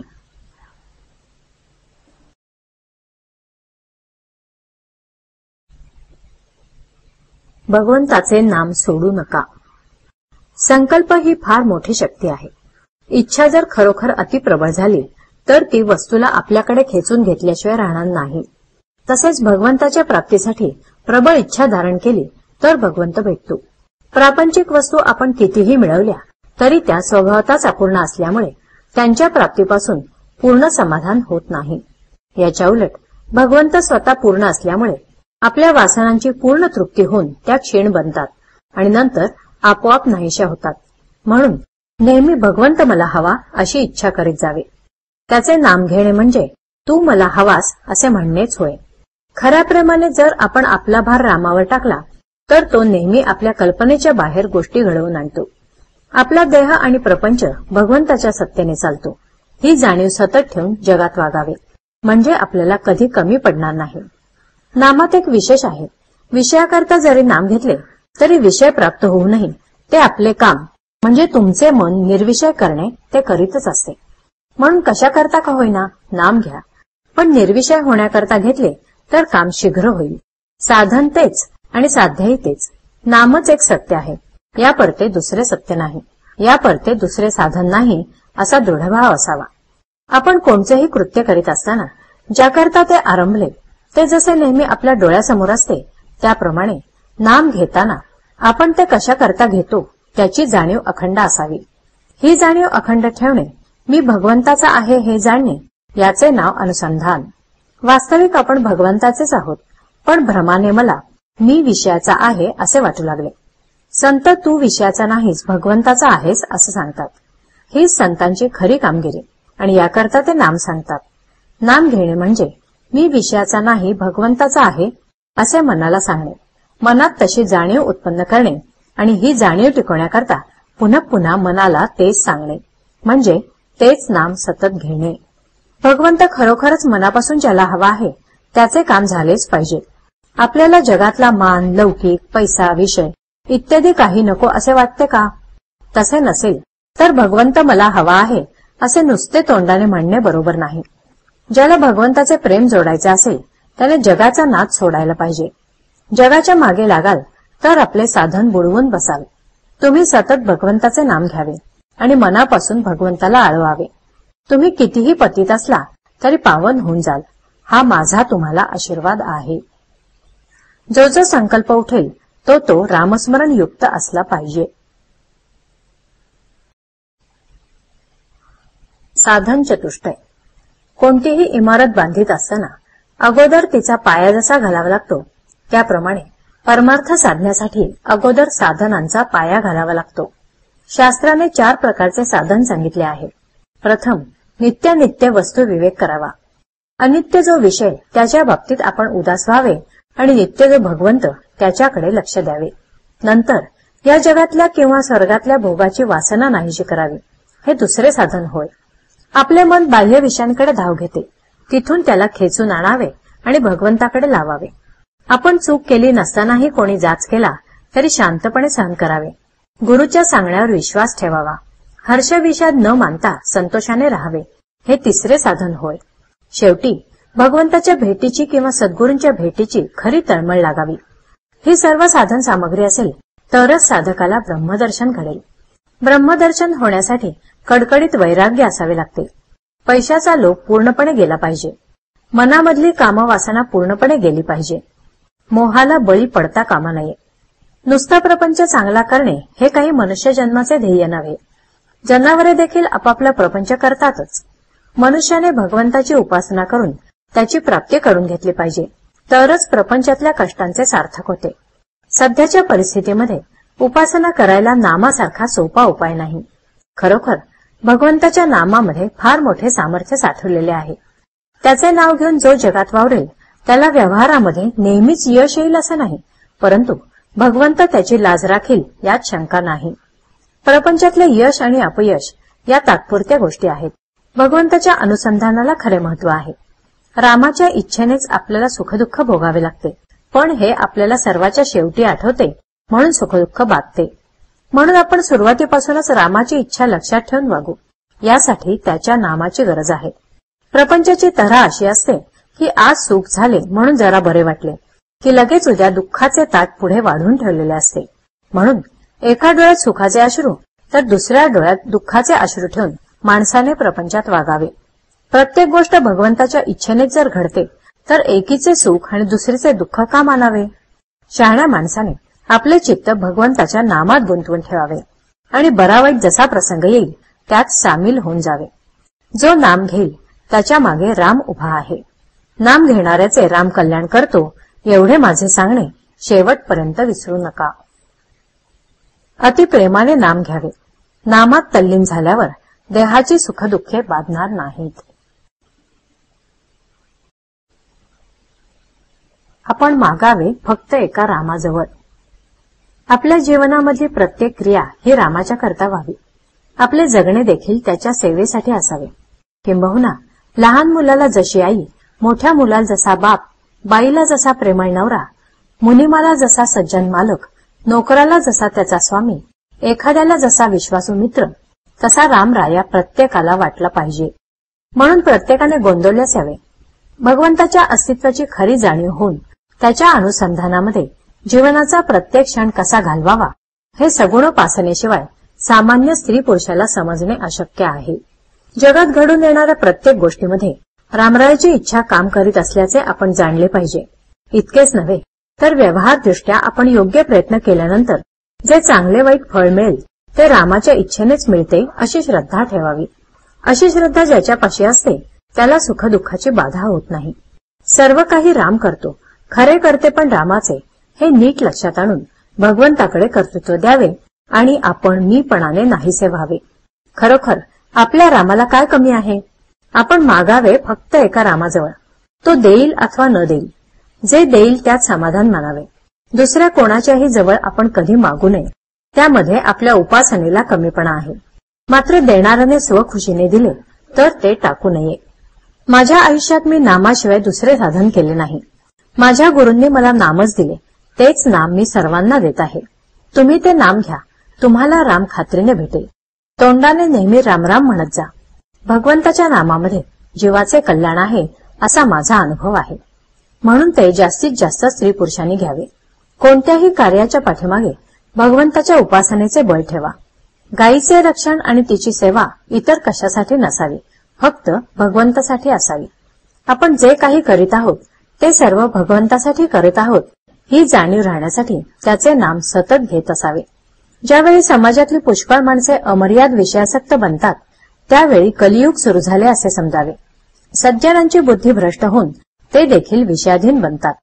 विषयांची प्राप्ती करून घेण्यासाठी वाटेल ते कृत्य करण्याची त्यांची तयारी असते. अशा वेळी भगवंताच्या नामाचे महात्म्य जो सांगतो त्याच्यावर कठीण प्रसंग यायचेच, पण परमात्मा सांभाळतो अशा निष्ठेने जो राहील तो प्रत्येक संकटातून सही सलामत पार पडेल यात शंका नाही. म्हणून प्रत्येकाने नामाला चिकटून असावे. जगाचा नाद सोडा आणि भगवंताचे प्रेम जोडा. राम करता म्हणेल तो सुखी, मी करता म्हणेल तो दुःखी. नाम घेणाऱ्याच्या मागेपुढे मी उभा आहे. गूढ शोधून काढण्याकडे मनुष्याची नेहमी प्रवृत्ती असते. कोकणामध्ये पाण्याचे झरे आढळतात. ते कुठून येतात हे कळत नाही. म्हणजे केवळ दृश्यामध्ये असणाऱ्या गोष्टींचे देखील मूळ आपल्याला उकलत नाही. मग जे अदृश्यच आहे त्याचे मूळ आपल्याला कसे कळणार? मी बोलतो कसा, माझे मन कुठून येते, हे देहबुद्धीत राहणाऱ्यांना कळणे कठीण आहे. नामामध्ये जे स्वतःला विसरले त्यांनाच मी खरा कळलो. स्वतःच्या प्रपंचाचे कल्याण करून घेण्यासाठी तुम्ही माझ्याकडे येता, पण कोळसा जितका जास्त उघडावा तितका तो काळाच होत जातो. त्याप्रमाणे प्रपंचामध्ये कसेही केले तरी दुःखच पदरात पडते. आपण समजून उमजून ज्या चुका करतो त्यांचा दोष आपल्याकडे असतो. न समजता जी चूक होते त्याचा दोष नाही. प्रपंचाच्या आसक्तीने दुःख परंपरा येते हा अनुभव दररोज येत असून आपण प्रपंचात आसक्ती ठेवतो हा दोष नव्हे काय? आपले कुठे चुकते ते पहावे आणि जे चुकते ते सुधारावे. प्रपंचात मनासारख्या गोष्टी कुठे मिळतात? त्या मिळणे न मिळणे आपल्या हातातच नसते. मग अमुक हवे किंवा नको असे कशाला म्हणावे? रामाचेच होऊन राहावे म्हणजे झाले. जो रामाजवळ विषय मागतो त्याला रामापेक्षा त्या विषयाचेच प्रेम जास्त आहे असे सिद्ध होते. मी तुमच्याकडे येतो, पण मला येण्यासाठी तुम्ही वाट मोकळी ठेवत नाही. मी येण्यासाठी तुम्ही वाट मोकळी करा, म्हणजे सतत नामस्मरणात राहा. मी कधीच कुणाबद्दल निराश होत नाही. जो मनुष्य म्हणून जन्माला आला त्याचा उद्धार होणारच. मला रामा वाचून दुसरे जिवलग कोणी नाही. देहाच्या भोगांना मी कधी कंटाळलो नाही. तुम्ही भगवंताचे नाम घ्यावे या पलीकडे खरोखर मला दुसरी कसलीही अपेक्षा नाही. रात्रंदिवस माझ्या माणसांना मी हेच सांगत असतो की वाटेल ते झाले तरी भगवंताचे नाम सोडू नका. जो माझा म्हणतो त्याला नामाचे प्रेम असलेच पाहिजे. जीवनामध्ये तुम्ही घाबरू नका, धीर सोडू नका आणि घ्यायचे झाले तर नामच घ्या. माझा नियम असा आहे की परमार्थाची एकही गोष्ट अशी असता कामा नये की जी व्यवहाराच्या आड येईल. माझ्या गावी पैसा पिकत नाही, पण भक्ती मात्र खास पिकते. ज्याच्याजवळ भगवंताचे नाम आहे त्याच्या मागे पुढे मी उभा आहे. मी तुमच्याजवळ आहेच. तो कसा आहे याचा विचार तुम्ही करू नका. तुम्ही नुसते नाम घ्या, बाकीचे सर्व मी करतो. शुद्धीमध्ये नाम घेण्याची जबाबदारी तुमची आहे. मग झोपेत आणि बेशुद्धीत नाम घेण्याची जबाबदारी माझी आहे, ती मी सांभाळीन. जेथे नाम तेथे मी हा भरवसा बाळगून असावे तुम्ही.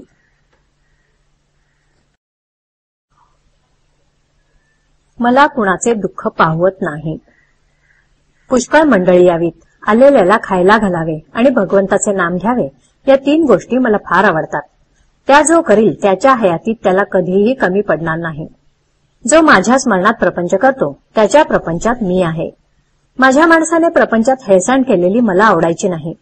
उलट इतरांच्या पेक्षा त्याने जास्त दक्षता दाखवली पाहिजे. कमी आहे त्याची काळजी न करता, जास्त असेल तर त्याविषयी ममत्व न ठेवता जो येईल तसा खर्च करतो तो मनुष्य ते सर्व मला देतो. मला विकत श्राद्ध घ्यायची सवय आहे. मला स्वतःचा प्रपंच करता आला नाही, पण दुसऱ्याचा मात्र चांगला करता येतो. माझ्याजवळ एकही पैसा नव्हता आणि खाणारी माणसे पुष्कळ होती, पण मी कधीही काळजी केली नाही. मी आजपर्यंत पैशासाठी कोणापुढे जीभ विटाळली नाही. उद्या जर कोणी 1 लाख रुपये माझ्या नकळत माझ्या उशाशी आणून ठेवले तर मी ते विष्ठेसारखे बाजूला सारीन आणि स्वतःच्या श्रमाने 4 आणे मिळवून पोट भरीन. मला आवडते की 1 लंगोटी घालावी, मारुतीच्या देवळात राहावे, भिक्षा मागावी आणि अखंड नाम घ्यावे. हे करायला कोण तयार आहे? मी आपला नामाचा हट्ट कधी सोडला नाही. मी जरी जास्त गरिबांचाच आहे तरी मला प्रपंचात कधी दैन्यपणा आवडत नाही. दुसऱ्याकरता निस्वार्थीपणाने भीक मागण्याची मला कधीच लाज वाटली नाही. व्यवहारदृष्ट्या माझ्यामध्ये एकच दोष आहे की मला कुणाचे दुःख पाहवत नाही. माझ्यामध्ये प्रेमाशिवाय दुसरे काही सापडायचे नाही. माझ्यातले प्रेम काढले तर मग मी नाहीच. मला फक्त आईच्याच प्रेमाची कल्पना आहे. माझ्याकडे येणाऱ्या माणसाला माहेरी आल्याप्रमाणे वाटले पाहिजे. तो परत जाताना त्याच्या डोळ्यात पाणी आले पाहिजे. दुसऱ्याला आपला आधार वाटला पाहिजे. मी असून काहीच होत नाही. ज्या गोष्टी घडायच्या त्या घडतच असतात, पण आपण असण्यात एक आधार आहे असे इतरांना वाटावे. माझे आता किती दिवस आहेत कुणास ठाऊक. मी पुढे असो वा नसो, जे मी सुरुवातीला सांगितले तेच मी शेवटीही सांगतो. तुम्ही कसेही असा, पण भगवंताच्या नामाला सोडू नका. रामरायाने तुम्हा सर्वांवर कृपा करावी ही माझी त्याला प्रार्थना आहे. तुम्ही माझ्यासाठी इतक्या आपलेपणाने कष्ट करता याची जाणीव मला आहे. या कष्टांचा मोबदला रामरायास तुम्हाला देईल. तुम्ही सर्वजण आनंदात राहा, हा माझा तुम्हा सर्वांना आशीर्वाद आहे. माझा असा अनुभव आहे की जो मनुष्य आपले आहे ते रामाला देतो त्याला राम पुरवतो.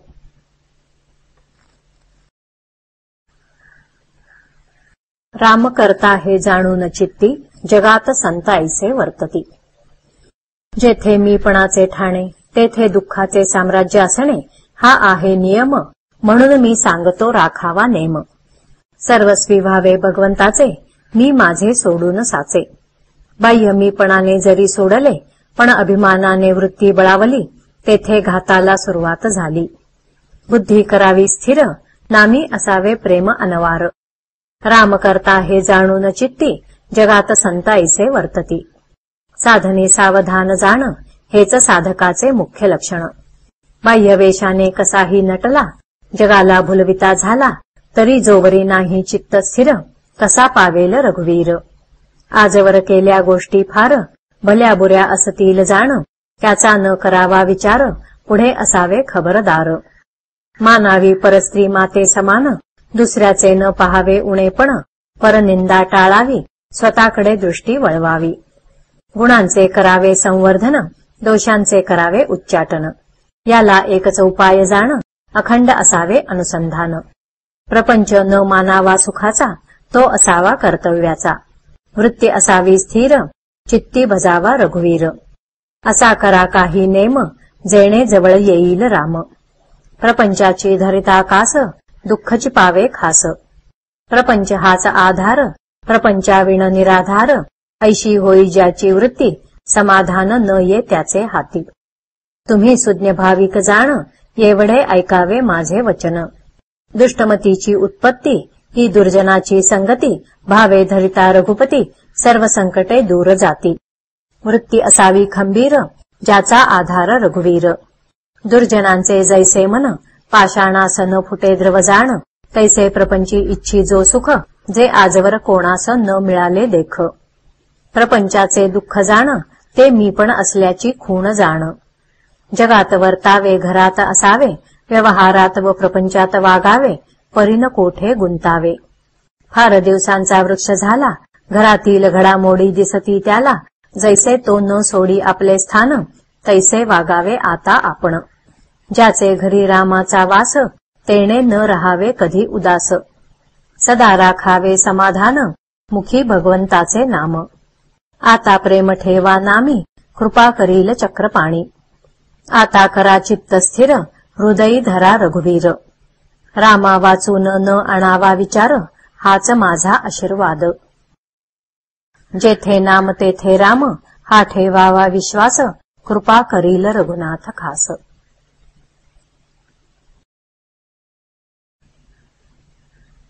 आपण भगवंताचे झालो तरच सुखी होऊ.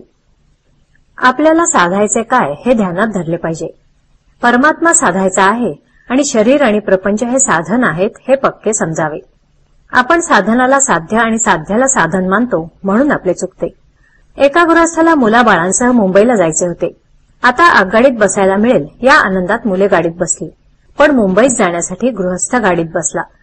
गाडीतून उतरताना मुलांना वाईट वाटले, त्या गृहस्थाला नाही तसे वाटले.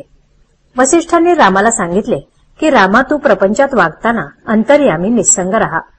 मी देह नसून आनंदरूप आत्मा आहे, निस्संग आहे, ही दृढ भावना ठेवून प्रपंच करावा. जमीन सोडून कुणाला राहता येत नाही, त्याप्रमाणे प्रपंच कुणालाच टाकता येत नाही. पण त्यात राम करता मानून वागणारा तो पारमार्थिक, मी करता असे मानून वागणारा तो प्रापंचिक. मी करता असे म्हणूनही जर प्रपंच दुःखरूप राहतो, सुखरूप होत नाही, तर त्याचा करता मी नाही हे सिद्धच झाले. प्रपंच हा अर्धवटच आहे, पूर्ण फक्त राम आहे. मिठाचे पोते कितीही धुतले तरी त्याचा खारटपणा जात नाही, तसे प्रपंचाचे आहे. म्हणून परमार्थ हे ध्येय ठेवून सुलभ असे साधन जे नामस्मरण, ते अखंड करावे. प्रपंचात आपण किती कष्ट करतो, तितका मोबदला मिळत नाही, तरीही कष्ट करतो. परमार्थात तसे नाही. परमार्थ जितका जितका करावा, तितके तितके समाधान अधिकाधिक असते. आयुष्यभर प्रपंच केला तर मृत्यूसमयी प्रपंचच आठवेल. म्हणून प्रपंचाचा हव्यास धरू नये. प्रपंचातल्या वस्तू आज ना उद्या जाणार हे जाणून त्यांच्याबाबत अलिप्तपणाने वागावे. ही वृत्ती अभ्यासाने आणि वारंवार विचाराने वाढवावी. प्रपंचात प्राप्त झाले त्याचा हर्ष न करावा, गेल्याचा शोक न करावा, देह प्रारब्धावर टाकावा. हे साधायला एक मोठी परिणामकारक आणि सोपी युक्ती आहे. आपण रामाचे व्हावे, राम ठेवील तसे समाधानाने राहावे.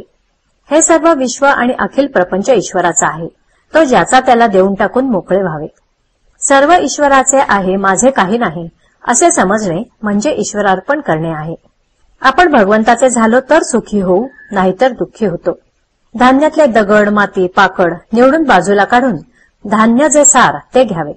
त्याचप्रमाणे अहंकाराचे खडे, ममत्वाची माती आणि विकारांचे पाकड आत्मस्वरूप परमार्थात मिसळल्याने दुःखरूप प्रपंच होतो. ते प्रपंचातून निवडून टाकले म्हणजे जे उरेल ते सारे सुखच. रामा, सर्व तुझेच आहे, तू देशील ते घेईन अशी भावना ठेवावी. यानेच अत्यंत समाधान होते.